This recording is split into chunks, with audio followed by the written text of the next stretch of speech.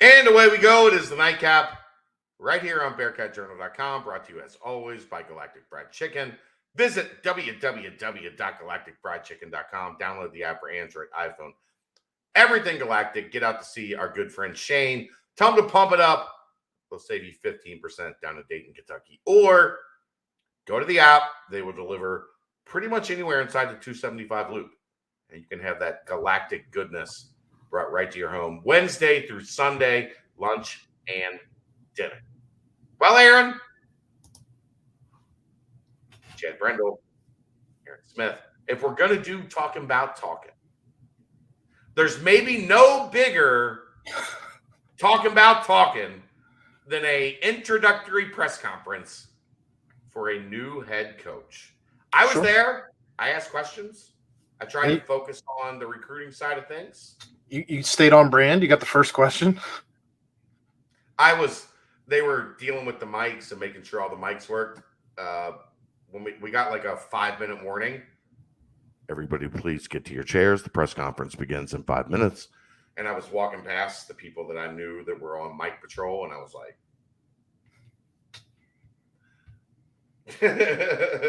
give me the mic. So I did get the first question, and I had to wait 26 minutes for the first question. Yeah. Because you had Neville Pinto and then John Cunningham and then finally Scott Satterfield. But I was there. You forgot Dan Horde leading off. Dan Horde. Yes. Dan Horde leading off. I want your talking thoughts.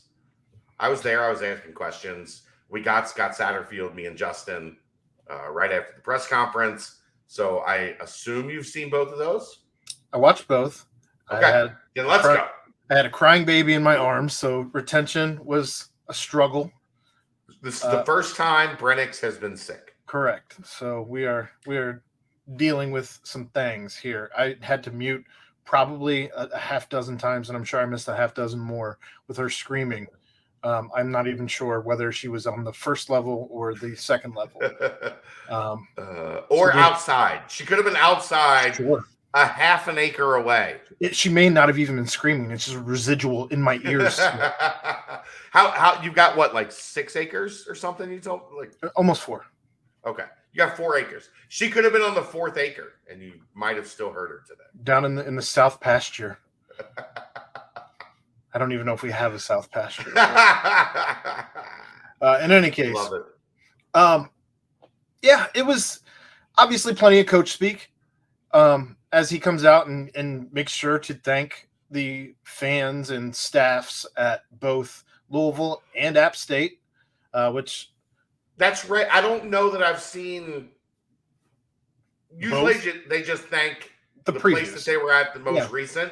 I think it's so much disdain for Louisville that he was thanking Appy State. I love those guys. I mean, it put him on the map, and that's where he's had most of his success. So that's where he spent almost all of his career.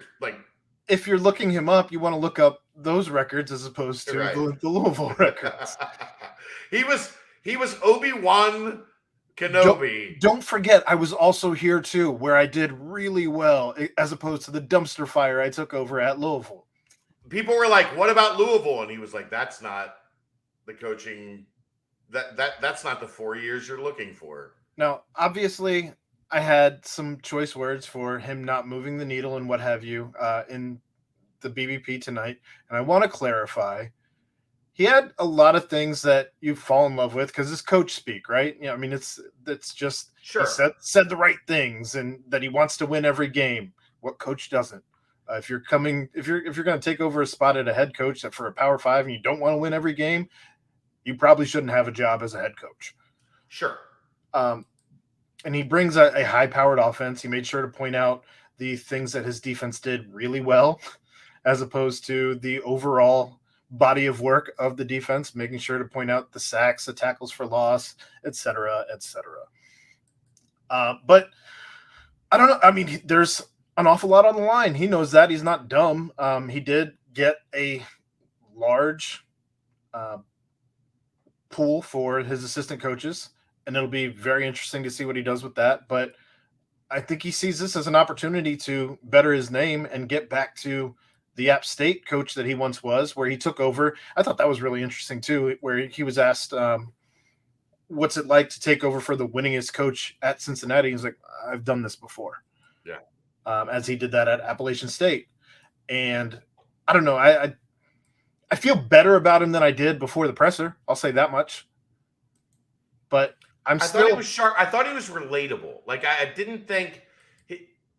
I guess here's the thing that I like, and I'll get your opinion, like, because I want your opinion on this, because mine is different. Because I'm just in the eye of the hurricane, right? Yeah. He didn't come off as an asshole. No, I agree. He didn't come off as tough to deal with. He didn't come off as I'm coming in here. I'm the new sheriff in town. For anyone who watched any of the Deion Sanders videos that have come out, including his presser, including his team meeting, which I still don't understand why that was actually published and put out there. But he did not give off any of those vibes. So I'm with you there. I know that Louisville fans don't have much good to say about him, and they're happy to have them off their hands. But and pissed about the way that he went about telling his players there via a Zoom call, which I'm sure we'd probably have the same types of things to say if Luke Fickell had done the same thing here. However, people are furious about the way Luke Fickell left. There again, we have talked about this all week. There is no good way to leave.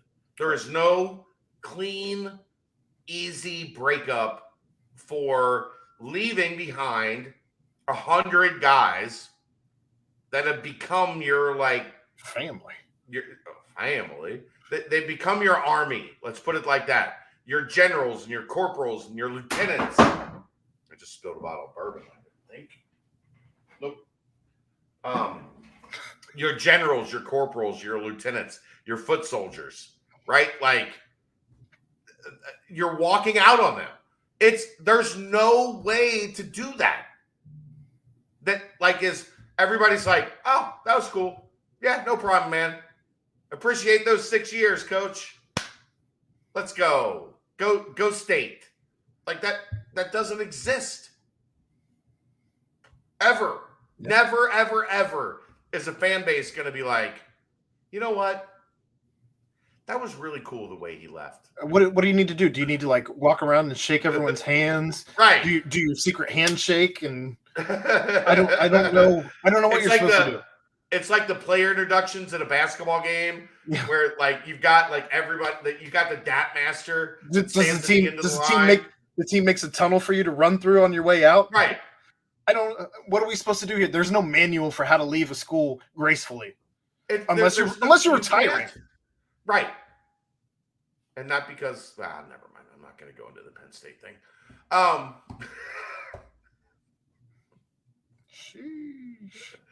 That's how you retire, not gracefully. But I digress. There's no good way to leave. Everybody's going to be pissed when you leave, no matter what. And look, at some point in time, I think we can maybe get an honest answer for him out of this. It's going to be a while. It's not going to be anytime soon. But I would guess, with reflection, he would say what happened with South Carolina after his first season with Louisville was a mistake. Yep. And if you don't know, let me explain. He took the Louisville job. He was cleaning up the mess that Bobby Petrino 2.0. Bobby Petrino 1.0 at Louisville, very good. Bobby Petrino 2.0 at Louisville, very bad. So he's cleaning up that mess. He gets hired. He thinks man, Louisville's hot. They've done a lot of good stuff over the last 10 years. It's a really good job. And then you get there and you see the dumpster fire that was Louisville athletics. And you go, ooh. And then a place in the SEC like South Carolina comes calling, like, hey, you want to talk? Well, guess what? Coaches talk. That's what they do. Wasn't this also right around the same time that the whole Papa John's thing was going on? Everything was going on over a 5-year period at Louisville. Woof. So he talked to South Carolina. He tried to keep it quiet. I don't know that he ever actually had intentions of taking the job, but he was listening. There was a player and it tweet. got out. There was a player tweet that went around today where he said that his coach made them tweet nice things about him while that whole flirting with South Carolina was going on. I don't even know how that works. You have to tweet good things about me. Like, hey, tweet out that I'm awesome. Aaron. I'm busy. Got the baby. Don't even tomorrow 1:45. Nope. I'm gonna need you to tweet out how awesome I am. That's all great and wonderful. I'm 12:45. Busy. No, 12:45. Well, my boss is awesome. That's all I need you to tweet. I don't get paid enough. I'm not going to give you a raise. We'll talk off air.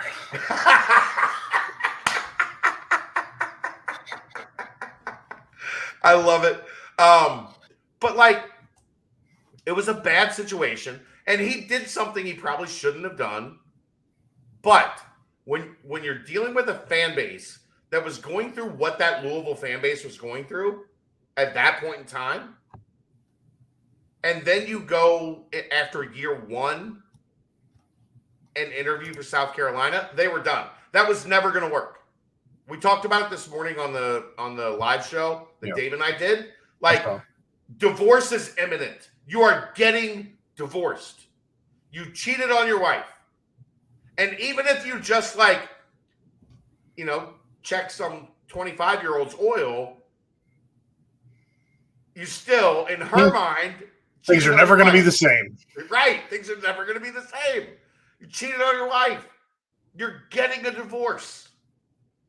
And that's where that was headed from the minute the South Carolina thing happened. Is that Scott Satterfield's fault? Yeah, there's a lot of it that's Scott Satterfield's fault. Of course. But he was dealing with a massive rebuild. And then also, very shortly after that, a fan base that was out on him. They were out. Sure. That's hard. It's hard. It's like beating Xavier. It's hard. I just gave them a clip, didn't I? Son of a bitch. And we've only gone 12 minutes, so we're not done yet, and we haven't really talked about the press conference. So give me your other thoughts from the press conference, Aaron. And me and Justin talking with new coach. I know we talked about it on the BBP tonight, but the jackass who drove up from Louisville to try and bait coach into ridiculousness. I don't want to get into the weeds on it again.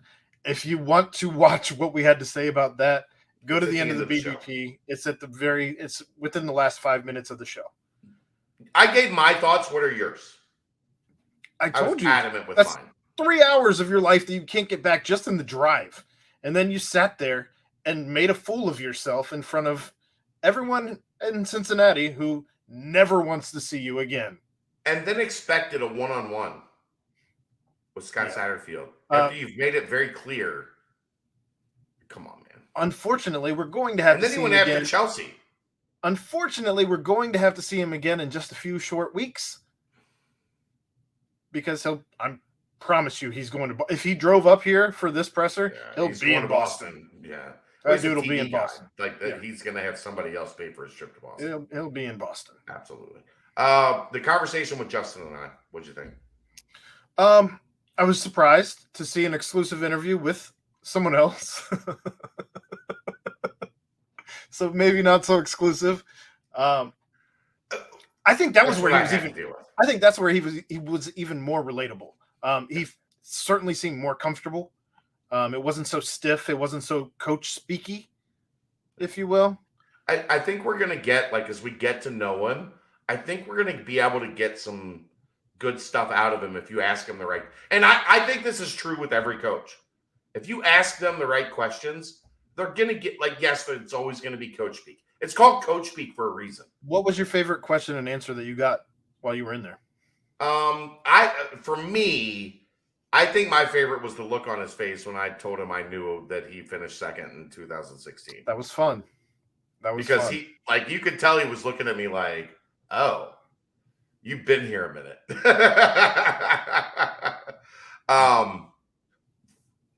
There was a bunch. The Kerry Combs answer was really good. Makes sense. Yeah, like that he wants to keep Kerry around. Sure. Yeah, you have to recruit Cincinnati. Yeah. What way do you recruit Cincinnati other than landing the most legendary high school coach ever in the city of Cincinnati to be on your staff? Obviously, he was aware Cincinnati was a hotbed. I mean, he's not a dum-dum. He's tried. Look, he's tried. Louisville joins Iowa State, Purdue, Indiana, all of those places that you think have wanted to recruit Cincinnati while Luke was here. Luke just didn't let it happen. Like, Ohio State's going to get their guys, right? Yes. Notre Dame's going to get a guy or two. Yes. But Cincinnati got the rest of the guys. So I'm sure Satterfield, over the past 4 years, has been like, hey, can we go again? He said he recruited Evan Prater. He recruited Corey Kiner. Like, he recruited a bunch of guys on this roster. Yeah. And they couldn't get him. Corey went to LSU and then came back. Even recently, I believe he also, even this current class or what's left of it, who people even those who have left the class, Kamari Anderson was one that he also recruited. I know there were some others on that list. Look, Scott Satterfield lost a lot of recruiting battles to Cincinnati. Let's just be honest. He lost a lot of recruiting battles to Luke Fickell. Now he needs to be the guy that builds the wall and keeps those guys home. That's his new responsibility. And if he doesn't do it, then he will be criticized for it. And I think the next phase of building that wall, if you will, I don't know that I necessarily even like that analogy, but it just popped in my head. Sure. We'll run with it just for purposes at this point. Yeah. This particular show, we won't go back to it. I don't like it either.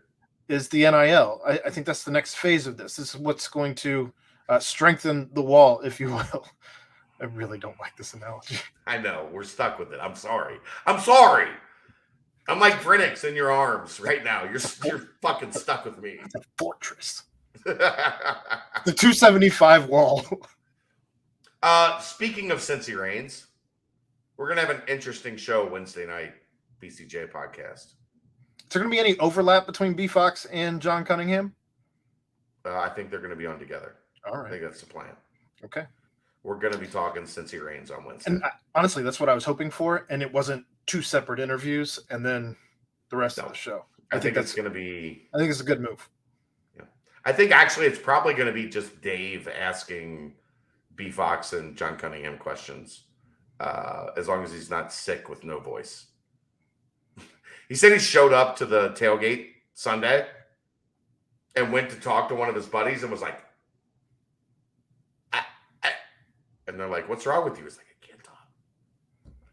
And I'm like, well, he called me and he was like, bro, I don't have a voice. And I'm like, well, that's a problem in the content game. It is that. The voice is kind of necessary. All right. Anything else you want to get to on talking about talking? No, I mean, like I said, I think while I said that I don't know that this hire moves the needle for me, I think today was a step in the right direction on getting me on board. Obviously, this is our guy. I'm not going to be one of these people who's like, no, I hate the coach. I can't wait for him to be gone. I'm not going to be out here tweeting about what's his buyout. Can't wait for him to already be gone. Looking at you, Ed. But you know, it is what it is. He is our hire, and until he is no longer the coach here, this is the guy that, as a fan, I'll be supporting. As a journalist, we're going to be right here every night talking about it. We're going to be looking at him as we do, whether it be critically or whether it be, praising what he's done. So we'll see what it is. He's got plenty of time to figure it out. He's at the very beginning of this. Can't drink all day if you don't start in the morning, right? That's what they say. All right. That'll do it. We'll see you next time. That's the Nightcap, brought to you by Galactic Fried Chicken, right here on BearcatJournal.com. See ya!